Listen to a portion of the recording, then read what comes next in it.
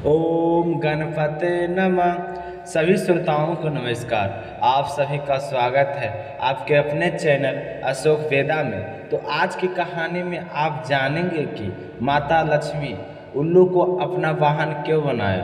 तो आप सभी से मेरा निवेदन है कि आप अशोक वेदा चैनल को सब्सक्राइब करके इस वीडियो को ज़्यादा से ज़्यादा शेयर कीजिए।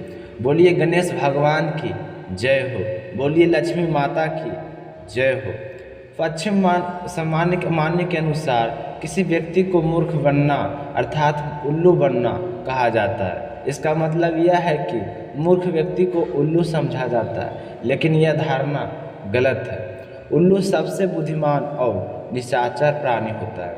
उल्लू को भूत और भविष्य का पहले से ही ज्ञान हो जाता है। हमारी भारतीय संस्कृति में शुभता और धन संपत्ति का प्रतीक उल्लू को माना जाता है, लेकिन कई लोग उल्लू से डरते हैं क्योंकि वो उल्लू को शुभ मानते हैं। ज़्यादातर लोगों में यह अंधविश्वास है कि यह तांत्रिक विद्या के लिए कार्य करता है, लेकिन उल्लू सबसे ज़्यादा बुद्धिमान प्राणी है। जब पूरी दुनिया सो रही होती है तब यह जागता है। अपनी गर्दन को 170 अंश तक घुमा सकता है। आधी रात्रि में उठते समय पंख की आवाज़ नहीं करता, ना ही उसकी आंखें कभी कब झपकते हैं। उल्लू की दृष्टि बहुत ही तेज होती है। उल्लू में कई ऐसे गुण होते हैं जो किसी अन्य पक्षियों में नहीं होते। कहते हैं कि प्राणी जगत की संरचना के बाद में एक रोज सभी देवी देवता धरती पर विचारण करने के लिए आई। जब पक्षियों ने उन्हें धरती पैदा देखते हुए देखा तो बिल्कुल भी अच्छा नहीं लगा और वे सारे इकट्ठे होकर उनके पास गए और प्रणाम करके बोले कि हम तुम्हारे द्वारा उत्पन्न होकर धन्य हुए। आप सभी इस तरह से पैदल चल रहे हो तो यह हमें वकल अच्छा नहीं लगता। आप ऐसा करो, हम में एक से अपना वाहन चुन लो और हमें बता दो कि आपको कहाँ लेकर चलना है। जहाँ आप कहोगे हम वहीं आपको लेकर चलेंगे। तो सारे देवी देवताओं ने उनकी बात मानकर उन्हें अपने वाहन के रूप में चुनना शुरू कर दिया। जब लक्ष्मी जी की बारी आई तो वह तो असमंजस में पड़ गई कि किस पक्षी को अपना वाहन चुनूं। इसी बीच पशु पक्षियों की में भी ओर लग गई कि लक्ष्मी का वाहन बनूंगा। वो कहता मैं बनूंगा। इधर लक्ष्मी जी सोच विचार कर रही थी।